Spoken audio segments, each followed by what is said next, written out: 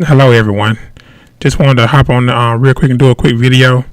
We now have a game sheet builder on our website that you guys can use to make your game sheets on. And I know a lot of people have been having trouble navigating it, so we're gonna do a quick tutorial right quick. I'm gonna show you guys how to use it. So let's get started. So once you come to the website, you'll see this page looking like this on the website. There's a new tab. If you go up on the DCF transfers, it's called Game Sheet Builder. Once you click on that tab, this page will pop up. It's the Game Sheet Builder page. If you scroll down, you can select the size. And now the Game Sheet Builder has two options. For the smaller, for the 22 by 12 to the 22 by 48. That is it's called manual game sheet builder, and I'll show you guys how it look. So if you click on that one of those smaller sizes and you hit the game sheet builder button, it'll take you over to the game sheet builder page. And this is how it looks when it first come up. You can go through the settings if you want to. It'll just show you guys what some of the more common icons means. But I'm gonna close that out. And so it's very simple. It's very simple to use. All you have to do is just upload your files here. So once you click on the upload file buttons, you can click on that button there, and then you can just select the file. I select a few that I had. This time of the year, we got a lot of Juneteenth designs, so we'll grab a couple of those and just work with them since they're right at the top. So we'll grab those. We'll just hit open, and it'll pull those files in. It takes a few seconds, but it'll pull those files in, and then you'll be able to start dragging and dropping them over onto your game sheet. So it's at 2 more remaining. So once the files are in, you can just click on the one you want to go, and it'll go over to the design part. It can be moved and resized based off of the size you need.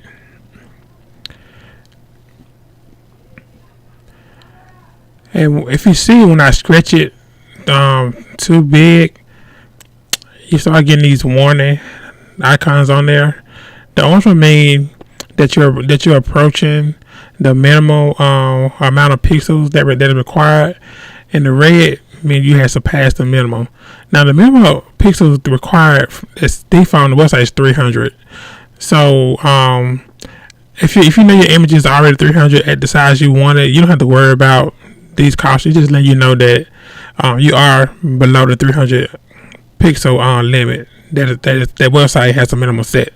But it doesn't really matter with some of the good graphics. Now, if you start with a very bad graphic in the beginning, you're trying to make it bigger, it's just going to make it worse. But if you know you got a pretty decent sized image, and you should be fine. And so once you get it on here, the size is set up the size you chose. So we did choose a 22 by 48 inches. So that is the size that the box is sized for. If you wanted to change the size, say you want to get over here and you want to make you need a bigger one or a smaller one, you can just hit the change size sheet here, and it'll allow you to change the size that you need without and it'll still keep your same design you already have on it, so you don't have to start over if you was to do that. You can just keep clicking, it'll keep adding designs over however you want.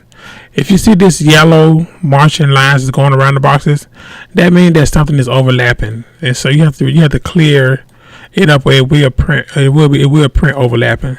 So once you get them out from under each other, it'll go away. And then you just start stacking your design however you want to. You can resize here, or you can also just come here. If you know the exact dimension that you want, you can change it over here where it says change that. You can just change it to the exact dimensions. Now the ratio is locked over here, so if we change one, it's going to change. If we change the width, it's going to change the height also. But if you want to change it independently, you just have to unlock it, and now you can change it independently of each other, and then hit change, and it will change it on the game sheet builder. On the game sheet. And so you just keep adding your designs however you want them. Like I said, you can resize them, you can rotate it. Just want to get those to fit. Sometimes if you're having trouble seeing your graphics and you want to change the background, it's on the transparency grid now, but you can also just click on it and get a white grid or a gray grid or a darker gray or black, just so you can see your designs better. We'll go back to transparency. There is a safety margin that is around. That is this purple dotted line that's around it. That lets you know that anything in that line is definitely going to print. Now you can take the safety margin off and put it directly up to the edge. That safety margin is like 0.2 of an inch, so it's not much at all. But if you want to get the full 22 inches, you can just uncheck that safety margin. That safety margin line doesn't print. It does print out until the edge of the border. And so once you get done, say you want to do it, you want to duplicate, you want 2 of those, just click on it again. It'll keep adding them, and as many as you want. There is an autofill also. So say you got this design here, and you want 6 of those, and so it already is counting that you have 1 in here, and so you'll need 5 more. So if you hit 5, and then you hit duplicate, it'll give you a total of 6 of them. So that, and then it automatically space them for you and everything. Once you get done with the design let me show you one other thing that you have on here. There are filters over here, and so let's let me zoom in so you guys can see it better. So we do have filters, and so what it does, it allows you to enhance the picture that you have already. So say you want this picture, and you go to filters, it gives you options for you can change it to sapphire or a black and white image. You can use some of these other color gradients. You can increase the saturation of it to make it more vibrant. And so it's just some of the options. You can also just play with it manually, like the brightness of the image and the contrast and the saturation. And so that kind of allows you to edit the image right in the program. You can add text if you want to add text to the program. So you got a large game sheet, and you want to, say this is an extra large or whatever. This is for extra large print. So you can do extra large, and that way you just know on the game sheet.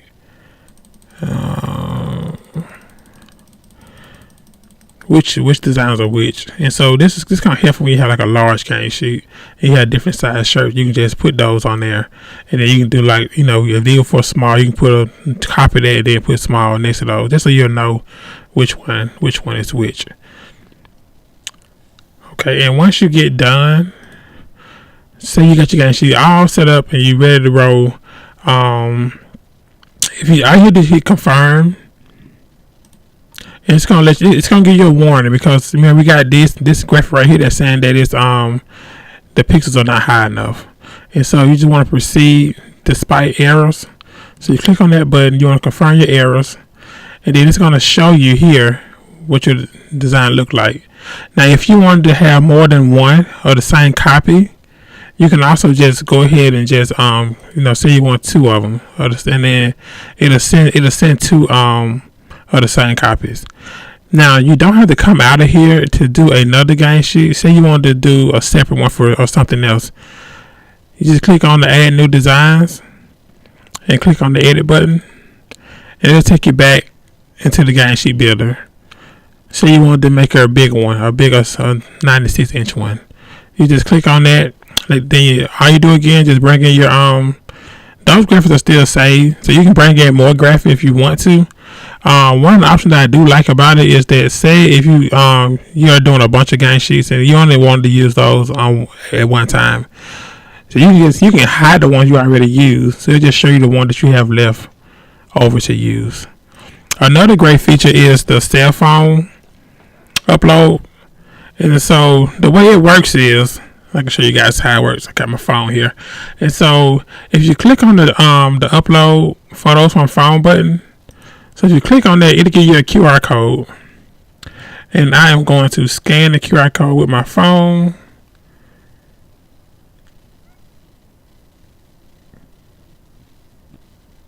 And what it does is it takes you to your camera roll on your phone. And so you can just upload the pictures. You can upload directly from your phone. So say I want to upload this shoe here, a couple of these shoes here. All you're doing is click on them, and then you just hit the add button.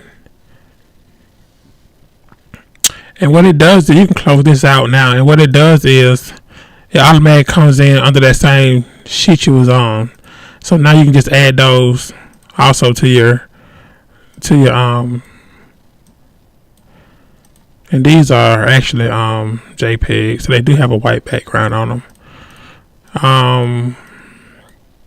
So you can kind of see how it works. Well, it does work great with your phone. You just scan the QR code, upload it from your phone. Now, this program does have remove white. It has a remove white feature, but it has a remove all white feature. So be very careful with it, because what it does is not only will it remove the white from around the image, it removes the white that's inside the design too. So it's not very helpful if you have a design that has white inside of the thing. As you can see with this one here, it actually took the white out of the design also. Let me see it. See, it took the white out of the shoe also. So just be careful when using it when you have white inside your design. Okay, so once you're done with that, you just confirm it. The same thing, you're going to proceed despite errors. And so now you have those two sheets. And now you just want to confirm your design.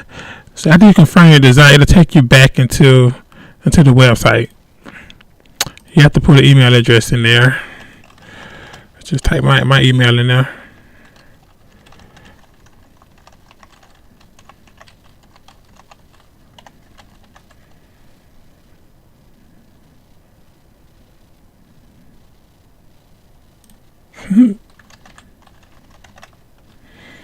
Okay, you want to confirm your design, and it's going to send you back to the website, so you can finish the checkout procedure. And so I think this is going to be a great addition to helping a lot of people out. So you don't have to go to Canva. You're not limited to the limit that Canva put on you as far as the size of the game sheets. And it comes directly to me. So once you get done with it, you get done checking out, it processes the order for me, and then it automatically comes to me. And so once that's done, you'll be redirected back into the website, and so you can just complete your checkout. So this is what we just did. It's the same way, and then you just proceed to checkout. And let me show you the automatic builder. So if you're going to do a game sheet that is bigger than the 48-inch one, say you want to choose one of the 60-inch ones. And so the first screen of the game sheet builds is a little different when you're doing the bigger game sheets. And so what it does, it allows you to, it's called an automatic builder.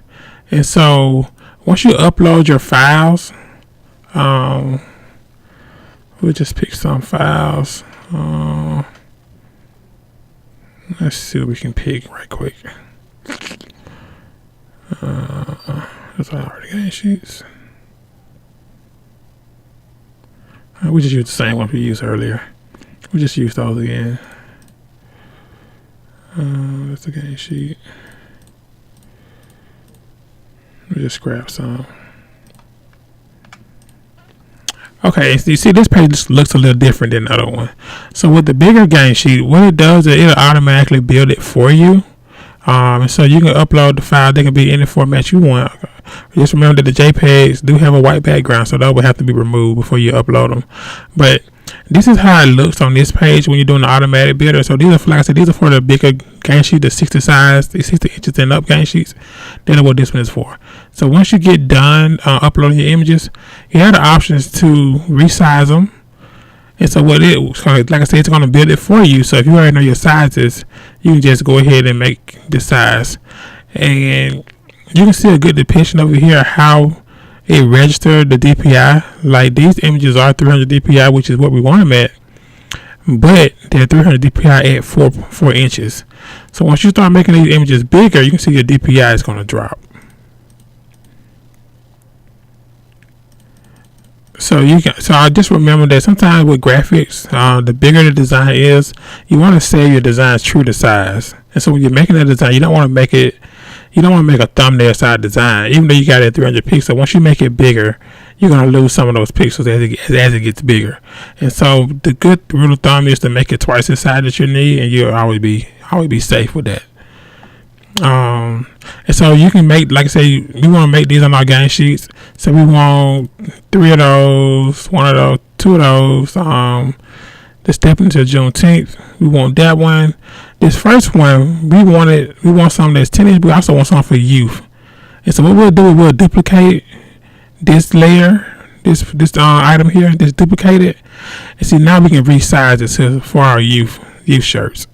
And we want 3 of those. So now we got 3 of those, 3 of youth. And you can just keep on going. Just keep going. So once you get what you think you want, if you click on generate new DTF sheets, what it does is automatically makes you a game sheet. It makes it for you. And so we can go to edit design if you want to look at it, if you want to tweak some stuff. You just go look at it, and it'll show you what it did. The size is 22 by 96, and this is what it came up with. You can see a lot of those graphics are low quality because we made the designs bigger than what they were initially.